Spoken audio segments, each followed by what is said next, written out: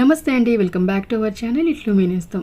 Last video చూసిన వాళ్ళకైతే ఇది కంటిన్యూషన్ అర్థమైపోతుందండి. ఇక్కడ చూపిస్తుంది, కొంచెం అక్కడ కలిపాను అనమాట లాస్ట్ వీడియోది. అంటే మేము సర్ప్రైజ్గా పేరెంట్స్ దగ్గరికి వెళ్ళినప్పుడు బయట వెయిట్ చేసాం కదా, ఇది మా పేరెంట్స్ వచ్చి మమ్మల్ని రిసీవ్ చేసుకొని చాలా హ్యాపీ ఫీల్ అయ్యారు. మా మదర్ అయితే చాలా ఏడ్చిందనమాట పిల్లల్ని పట్టుకొని. ఎన్ని సంవత్సరాలకి వచ్చారు అని చెప్పేసి సడన్గా వెళ్ళాం కదా, మనకు అనిపించింది మాట పట్టింపులు ఎవరి వల్లనో మనం ఎందుకు సఫర్ అవ్వాలి, మనం ఉన్నన్ని రోజులు ప్రాణంతో ఉన్నన్ని రోజులు అందరితో బాగుండాలి అని నా కాన్సెప్ట్ అదేనండి. కానీ కొన్ని సందర్భాల వల్ల దూరం అయిపోవాల్సి వచ్చిందనమాట. ఇక్కడ నేను చెప్పేది ఏంటంటే, మా పేరెంట్స్ ఇద్దరే ఉంటారు, తమ్ముడు చనిపోయాడు అనమాట. ఇంకా అప్పటి నుంచి నేను అక్కడికి అస్సలు వెళ్ళట్లేను. కరోనా టైంలో నేను తమ్ముడిని దూరం చేసుకున్నాను. ఇంకా అమ్మ అదే ఫీలింగ్లో ఉంటుందన్నమాట. వీడియో ముందుకు రమ్మంటే కూడా రాదు, తను ఏదో ఒక లోకంలో ఉండిపోతుంది. సో మేము ఎలాగో ఇక్కడికి రామని చెప్పేసి నాకు పిల్లల కోసమని నాన్న ఇది హోలీ అలా కలర్స్, అలాగే హోలీ గన్స్ అవన్నీ ఇక్కడికి పంపించారు.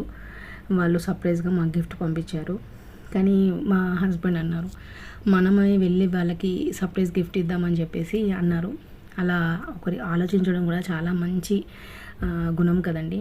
అలా మనము ఒకరు తగ్గినా ఒకరు పెరిగినా ఏదైనా మన స్పర్ధలు ఎలా ఉన్నా, నాకు ఎమోషన్ అయిపోతున్నాను, ఎక్కువగా మాట్లాడలేకపోతున్నాను. మనకి ఇలాంటి ప్రాబ్లమ్స్ ఉన్నా కూడా మనం ప్రాణంతో ఉన్నంత వరకేనండి. ఏ ఎమోషన్ అయినా షేర్ చేసుకోవాలన్నా, వాళ్ళతో ఉండాలన్నా కూడా మనము ఎప్పుడు ఎలా ఏం జరుగుతుందో కూడా తెలీదు. సో అలాంటప్పుడు అందరితో సంతోషంగా ఉండండి, ఏ మాట పట్టింపులు లేకుండా.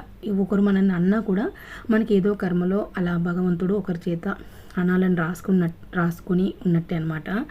సో మనకు దానివల్ల మనకు మంచి జరుగుతుంది, అసలు ఏమీ కాదండి. నాకు ఇది కొన్ని ఏళ్ళ నుంచి అనుభవం. అది మనం ఎవరితోనైనా మాట పడ్డామంటే నేను వెంటనే మళ్ళీ మాట్లాడగలుగుతాను. కొన్ని సందర్భాల్లో కామ్గా ఉండేదాన్ని, తర్వాత తమ్ముడు పోయిన తర్వాత నేను ఇంకా నేర్చుకున్నాను మనం ఎలా ఉండాలి. అంటే నేను తమ్ముడిని కూడా మాట్లాడకుండా ఉండడం జరిగిందనమాట, వాడు చేసే చిన్న చిన్న మిస్టేక్స్కి. కానీ ఒకరోజు భగవంతుడు ఇంతటి పనిష్మెంట్ ఇస్తాడని నేను అస్సలు అనుకోలేదు. ఇంకా ఇప్పుడు ఎంత రమ్మని చెప్పినా కూడా వాళ్ళు రాలేరు. సో అందుకనే ఈ వీడియో మీకు ఎవరికైనా కనెక్ట్ అయితే, ఎంతోమంది వేల మంది ఇలాంటి సిచ్యువేషన్ ఫేస్ చేసే వాళ్ళు ఉంటారు. చచ్చిన మాట్లాడను, వాడిని చూడను అని అనుకుంటారు. కానీ మనము ఇలా ఉండండి, ఇలా చెయ్యండి అని చెప్పడం వరకేనండి. చెయ్యాలి చేయవద్దా అనేది వాళ్ళ ఇష్టము. కానీ దాన్ని బంధానికి లింక్ పెట్టకూడదండి. నువ్వు చేస్తేనే నీతో బాగుంటాను, నీతో మాట్లాడను అనేది ఎంతవరకు రాంగో నాకు తమ్ముడు పోయిన తర్వాత అర్థమైంది. మీలో ఎవరైనా అలా ఉంటే రిక్వెస్ట్గా అడుగుతున్నాను, అందరూ హ్యాపీగా ఉండండి. మనం ఉన్నంత వరకేనండి.